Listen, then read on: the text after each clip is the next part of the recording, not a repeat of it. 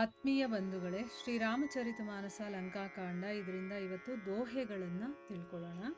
ಸತ್ಯ ನಗರು ಕಪಿ ಜಾರೆವು ಬಿನು ಪ್ರಭು ಆಯಸು ಪಾಯಿ ಫಿರಿ ನ ಗಯವು ಸುಗ್ರೀವ ಪಹಿ तेहि भय रहा लुकाई सत्य कहि दस कंठ सब मोहि न सुनी कछु कोहु न हमारे कटक अस तो सन लरत जो सोह प्रीति विरोध समान सन करिया नीति असी आही जो मृगपति बध मेडु कन्ही भल की कहई कोहु ताही यद्यपि लघुता राम कहूँ तो ही बधे बड़ दोष तदपि कठिन दस कंठ सुनु चत्र जाति कर रोष बक्र उक्ति धनु बचन सर हृदय दहेऊ रिपु कीस प्रति उत्तर सड सिन्ह मनहु काडत भट दस सीस हसी बोलेऊ दस मौली तब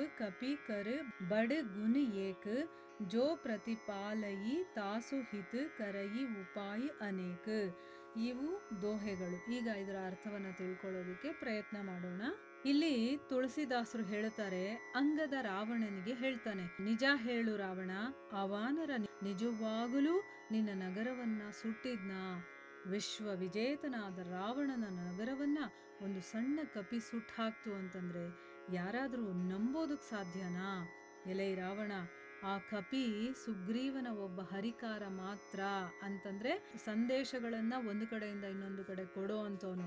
ಸೊ ಇಲ್ಲಿ ಅವನು ಸಂದೇಶವನ್ನ ಕೊಡೋದಕ್ಕೋಸ್ಕರ ಬಂದಿದ್ದಂಥವನು. ಅವನು ವೀರ ಅಲ್ಲ, ಅಥವಾ ಯುದ್ಧದಲ್ಲಿ ಯುದ್ಧ ಮಾಡುವಂಥವನಲ್ಲ. ಅವನು ಹರಿದಾಡಬಲ್ಲನೆ ಹೊರತು ವೀರನಲ್ಲ. ಅವನನ್ನ ಕೇವಲ ಸುದ್ದಿ ತರೋದಕ್ಕೋಸ್ಕರ ಸುಗ್ರೀವ ಕಳಿಸಿದ್ದ ಅಂತಂದ್ಬಿಟ್ಟು ಹೇಳ್ತಾನೆ. ಅಂದ್ರೆ ಅವನು ಬಂದಿದ್ದು ಸುದ್ದಿ ಮುಟ್ಸೋದಕ್ಕೆ ಹೊರತು ಅವನು ಹೋರಾಡೋದಕ್ಕಲ್ಲ. ಅವನನ್ನೇ ನೀನು ಹೊಗಳುತ್ತಾ ಇದೆಯಲ್ಲ, ಅವನು ತುಂಬ ವೀರಶೂರ ಅಂತಂದ್ಬಿಟ್ಟು. ಆ ವಾನರ ನಿಜವಾಗಿ ಪ್ರಭುವಿನ ಆಜ್ಞೆ ಇಲ್ಲದೇನೆ ನಿಮ್ಮ ಊರನ್ನ ಸುಟ್ಟಿದ್ನ ಅಂತಂದ್ಬಿಟ್ಟು ಇಲ್ಲಿ ಏನೋ ಗೊತ್ತಿಲ್ಲದೆ ಇರೋ ಹಾಗೆ ಹೇಳ್ತಾ ಇದ್ದಾನೆ.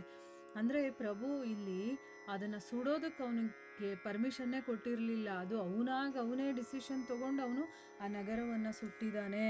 ಸೊ ಇಲ್ಲಿ ಆ ಪ್ರಭುವಿನ ಆಜ್ಞೆ ಇಲ್ಲದೇನೆ ನಿಮ್ಮ ಊರನ್ನು ಸುಟ್ಟು ಹಾಕ್ಬಿಟ್ಟಿದ್ದಾನ.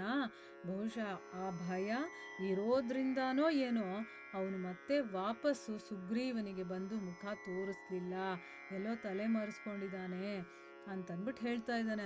ಅಂದರೆ ಸುಗ್ರೀವ ಅವನಿಗೆ ನಿನ್ನ ನಗರವನ್ನು ಸುಡು ಅಂತ ಹೇಳಿರಲಿಲ್ಲ, ಬರೀ ಈ ಸಂದೇಶವನ್ನು ಕೊಟ್ಬಿಟ್ಟು ಬಾ ಅಂತ ಹೇಳಿದ್ದ.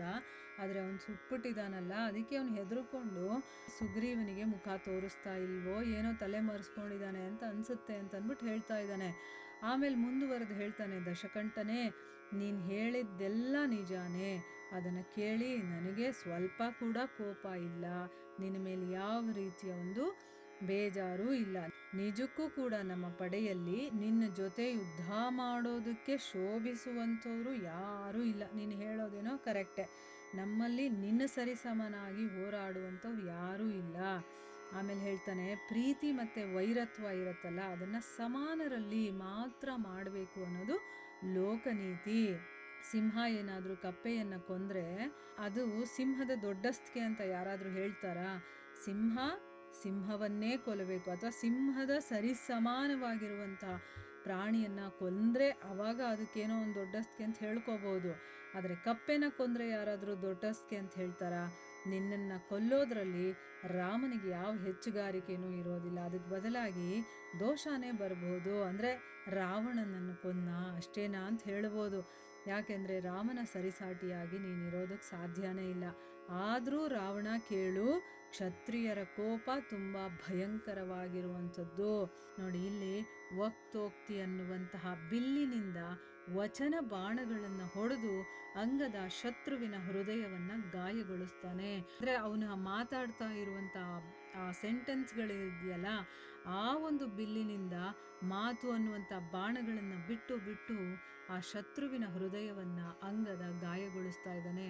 ಅಂದ್ರೆ ರಾಮ ಎಷ್ಟು ಶಕ್ತಿವಂತ, ಮತ್ತು ಅವನ ಹತ್ರ ಇರುವಂಥವ್ರು ಎಷ್ಟು ಶಕ್ತಿವಂತರೆಲ್ಲ ಇದ್ದಾರೆ, ಮತ್ತೆ ನೀನು ಯಾವ ಪೊಸಿಷನ್ ಅಲ್ಲಿ ಇದೆಯಾ ಅನ್ನೋದನ್ನ ಇಲ್ಲಿ ತೋರಿಸ್ಕೊಡ್ತಾ ಇದ್ದಾನೆ. ಅಂದ್ರೆ ಇವನು ಆಡ್ತಾ ಇರೋ ಮಾತುಗಳು ಅವನಿಗೆ ಬಾಣದ ಹಾಗೆ ಹೋಗಿ ನಾಟುತ್ತಾ ಇದೆ. ಆದ್ರೆ ವೀರ ರಾವಣ ಏನ್ ಮಾಡ್ತಾ ಇದ್ದಾನೆ, ಆ ಬಾಣಗಳನ್ನ ಪ್ರತ್ಯುತ್ತರ ಅನ್ನುವಂತಹ ದೊಡ್ಡ ಇಕ್ಕಳದಿಂದ ತೆಗಿತಾ ಇದ್ದಾನೆ.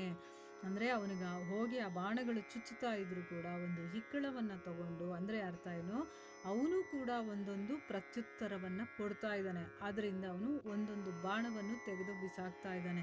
ಆಗ ರಾವಣ ನಗ್ತಾ ಹೇಳ್ತಾನೆ, ತನ್ನನ್ನ ಸಾಕಿದವರಿಗೆ ಬೇಕಾದಷ್ಟು ಉಪಾಯಗಳಿಂದ ಒಳ್ಳೆಯದನ್ನ ಹಿತವನ್ನ ಮಾಡೋದಕ್ಕೆ ಪ್ರಯತ್ನಿಸುವಂತ ಒಂದು ಒಳ್ಳೆಯ ಗುಣ ಕಪಿಗಳಲ್ಲಿ ಇರುತ್ತೆ ಅಂತ ಹೇಳ್ತಾ ಇದ್ದಾನೆ. ಅಂದ್ರೆ ತನ್ನನ್ನ ಯಾರು ಸಾಕಿರ್ತಾನೋ ಅವನಿಗೆ ಯಾವುದಾದ್ರೂ ಒಂದು ರೀತಿಯಲ್ಲಿ ಒಳ್ಳೆಯದನ್ನೇ ಮಾಡಬೇಕು ಅಂತ ಕಪಿಗಳು ಬಯಸುತ್ತೆ. ಆ ರೀತಿಯ ಒಂದು ಒಳ್ಳೆಯ ಗುಣ ನಿನ್ನಲ್ಲೂ ಇದೆ. ಅಂದ್ರೆ ಇಲ್ಲಿ ಅಂಗದನಿಗೆ ಹೇಳ್ತಾ ಇರೋದು, ನಿನ್ನನ್ನ ಅವನು ಸಾಕಿದಾನೆ ಅಂದ್ರೆ ಏನು, ಅವನ ಶರಣಾಗತಿಯಲ್ಲಿ ನೀನು ಇರೋದ್ರಿಂದ ನೀನು ಅವನಿಗೆ ಒಳ್ಳೇದಾಗ್ಲಿ ಅಂತ ಇದನ್ನೆಲ್ಲ ಮಾಡ್ತಾ ಇದೀಯಾ. ಯಾಕಂದ್ರೆ ಕಪಿಗಳ ಸ್ವಭಾವನೇ ಆ ರೀತಿ ಅಂತಂದ್ಬಿಟ್ಟು ಇಲ್ಲಿ ಅವನಿಗೆ ಹೇಳ್ತಾ ಇದ್ದಾನೆ. ಮುಂದುವರೆದೇನಾಗುತ್ತೆ ಅಂತಂದ್ಬಿಟ್ಟು ನಾವು ಮುಂದಿನ ಭಾಗದಲ್ಲಿ ತಿಳ್ಕೊಳ್ಳೋಣ. ಹರೇ ಕೃಷ್ಣ.